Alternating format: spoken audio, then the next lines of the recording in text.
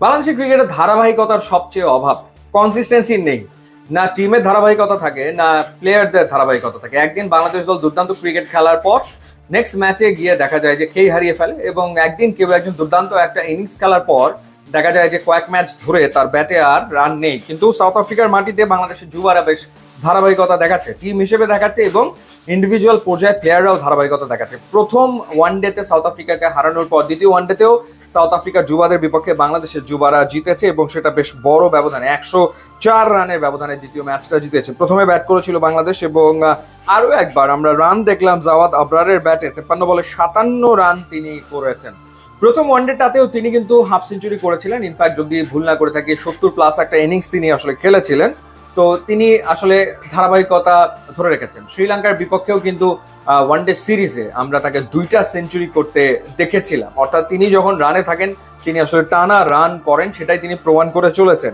এবং একই ঘটনা ঘটিয়েছেন রিজান হোসেন, যিনি 71 বলে 52 রানের একটা ইনিংস খেলেছেন, এবং প্রথম ওয়ানডেতেও তিনি আসলে 63 রান করেছিলেন। সো ব্যাক টু ব্যাক 50 তিনিও পেয়েছেন, এবং ওপেনার জাওয়াদ আবরারও পেয়েছেন। প্রথম ওয়ানডেতে ফেল করেছিলেন ক্যাপ্টেন আজিজুল হাকিম, কিন্তু এই দিন তিনি 67 রানের একটা দুর্দান্ত ইনিংস খেলেছেন 90 বলে, এবং যার কারণে বাংলাদেশ 265 তোলে 6 উইকেট হারিয়ে, এবং সাউথ আফ্রিকা অল আউট হয়ে যায় 161 রানে। তারা ব্যাট করতে পেরেছে মাত্র 30.2 ওভার, এবং আজিজুল হাকিম তিনি 35 রান খরচায় 2টো উইকেট নিয়েছেন, এবং স্বাধীন ইসলাম 9 রানে 2 উইকেট নিয়েছেন 3 ওভার বল করে।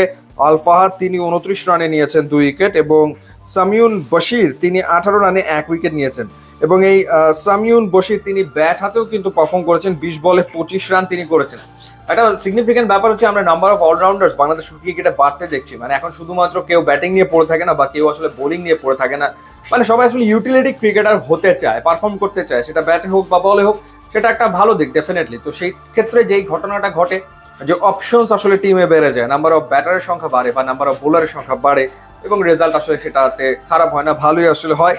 সো পরপর 2 ম্যাচে জয়, এবং মূলত বাংলাদেশ এই সফরটা করছে যুব বিশ্বকাপকে সামনে রেখে, সেটার প্রস্তুতি হিসেবে, এবং প্রস্তুতিটা কিন্তু বাংলাদেশ দলের বেশ ভালো হচ্ছে, সেটা কিন্তু বলতেই হয়।